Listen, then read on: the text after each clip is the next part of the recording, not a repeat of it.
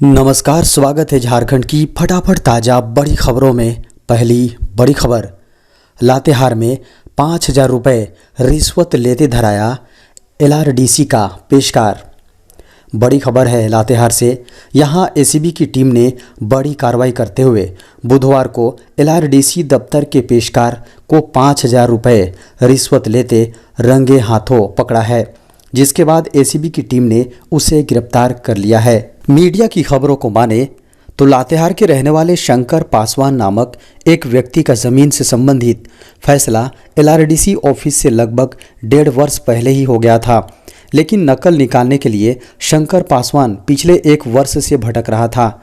LRDC के पेशकार ने नकल निकालने के बदले 5,000 रुपये रिश्वत की मांग की थी।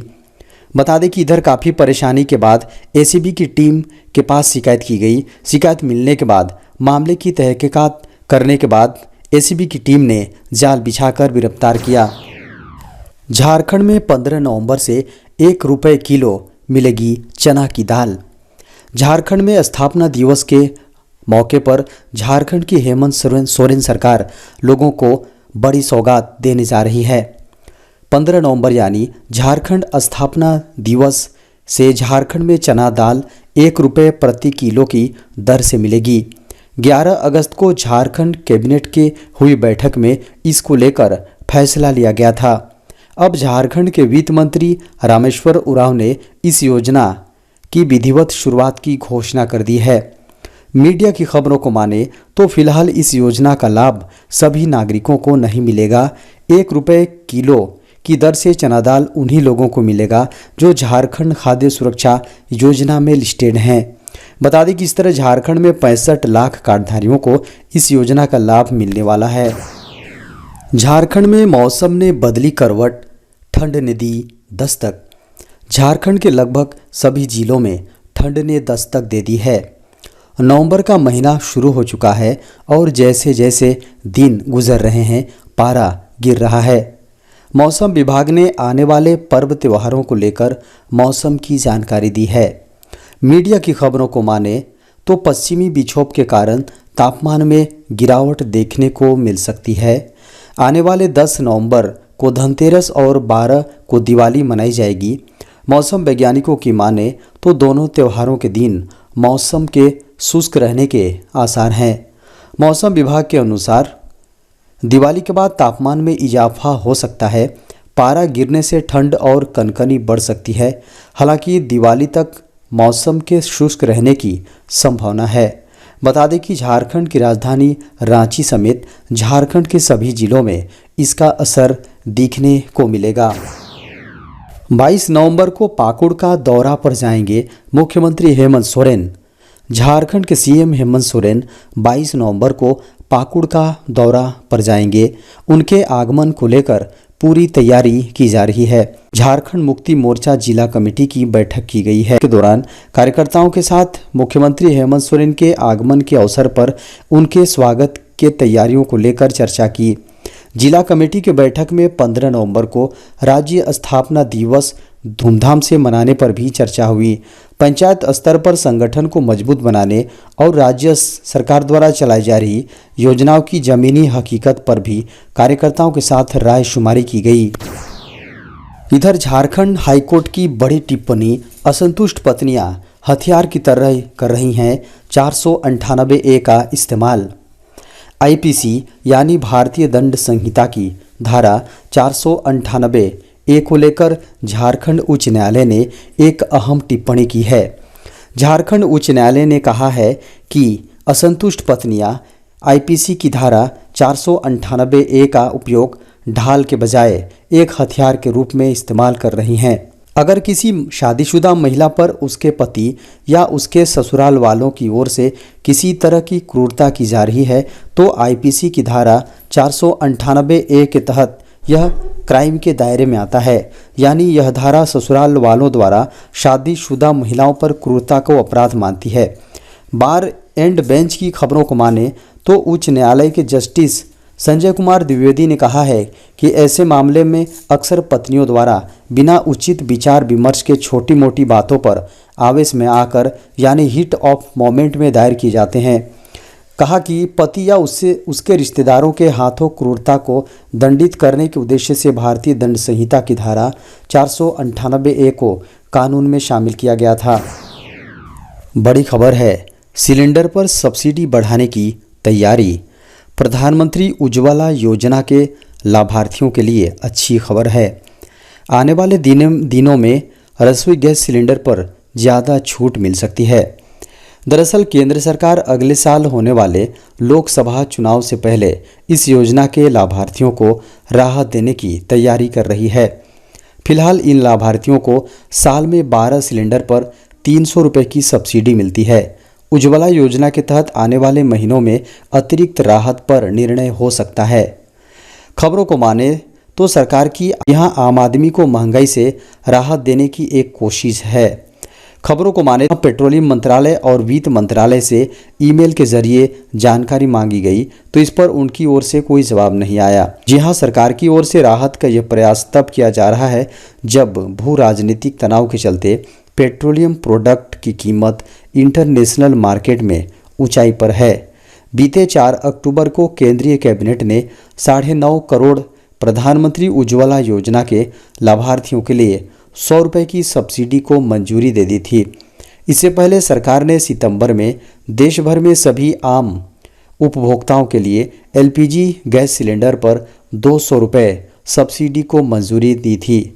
फिलहाल उज्ज्वला योजना के लाभार्थी एक सिलेंडर के लिए 603 रुपये का भुगतान करते हैं। इसे देश की राजधानी दिल्ली में 903 रुपये देते हैं।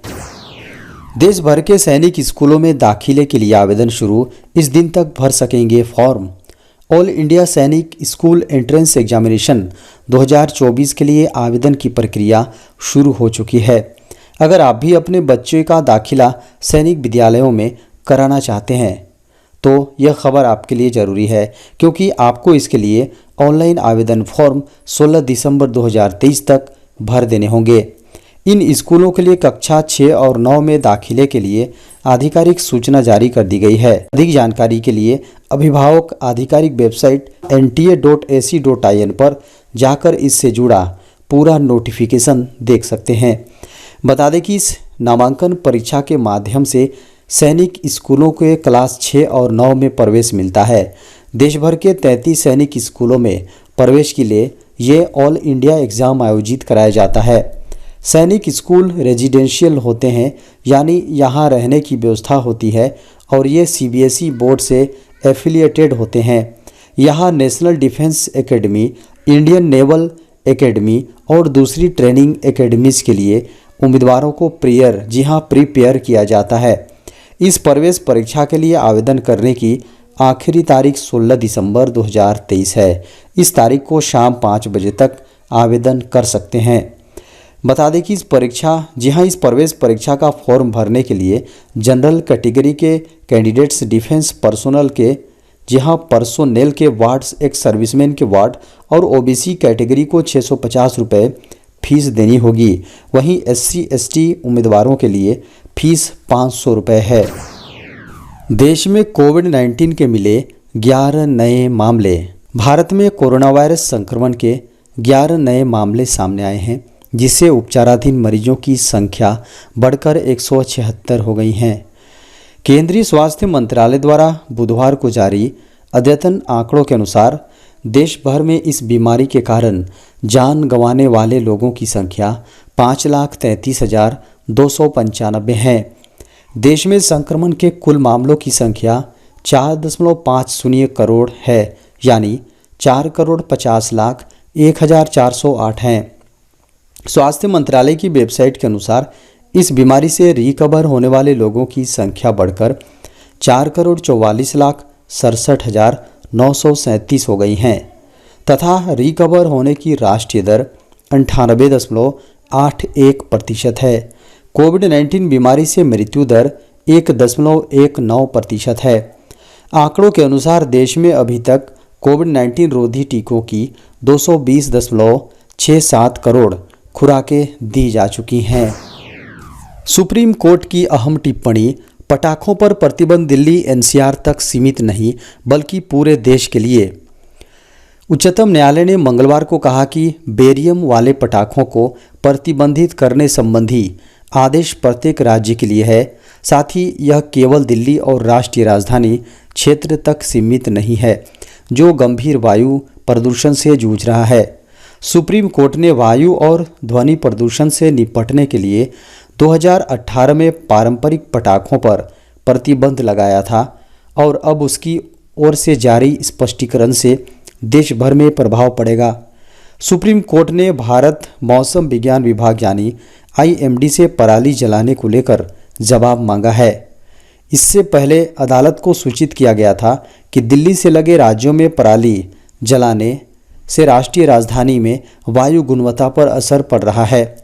शीर्ष अदालत ने पटाखों पर प्रतिबंध लगाने की मांग वाली एक लंबित याचिका में दायर हस्तक्षेप आवेदन पर सुनवाई कर रही थी। भारत ने चीन को दे दी पटखनी, चाइनीज से आगे निकली भारतीय यूनिवर्सिटीज़। एशिया यूनिवर्सिटी रैंकिंग 2024 की घोषणा कर दी गई है। इस रैंकिंग में चीन को हमने मात दे दी है। हमारी यूनिवर्सिटीज़ ने चाइनीज यूनिवर्सिटीज़ को भारी अंतर से पीछे कर दिया है। बता दें कि इस रैंकिंग में भारत के सबसे अधिक विश्वविद्यालयों टॉप 100 लिस्ट में शामिल हुए हैं। बता दें कि इस रैंकिंग में भारत के सबसे अधिक विश्वविद्यालयों टॉप 100 लिस्ट में शामिल हुए हैं। वहीं चीन हमसे काफ़ी पीछे है। वहीं IIT बॉम्बे ने एशिया में 40वां स्थान और भारत में टॉप किया है। इस रैंकिंग में कुल 148 भारतीय यूनिवर्सिटी शामिल हैं। टॉप 100 एशिया यूनिवर्सिटी में 7 भारतीय यूनिवर्सिटी हैं। भारतीय संस्थानों में IIT बॉम्बे सर्वोच्च रैंक वाला संस्थान है और एशिया में 40वें स्थान पर है। वहीं चीन की महज 4 यूनिवर्सिटी ने ही इस लिस्ट में जगह बना पाई है। इस रैंकिंग में 2 भारतीय संस्थान IIT बॉम्बे और IIT दिल्ली ने टॉप 50 की लिस्ट में स्थान प्राप्त किया है।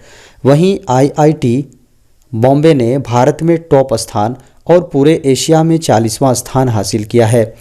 इस तरह IIT दिल्ली भारतीय संस्थानों में दूसरे नंबर पर रहा और लिस्ट में 46वीं रैंक हासिल की। वहीं चीन की पेकिंग यूनिवर्सिटी ने रैंक 1 हासिल करके एशिया रैंकिंग लिस्ट में टॉप स्थान हासिल किया। उसके बाद हांगकांग यूनिवर्सिटी दूसरे स्थान पर और सिंगापुर की नेशनल यूनिवर्सिटी तीसरे स्थान पर रही।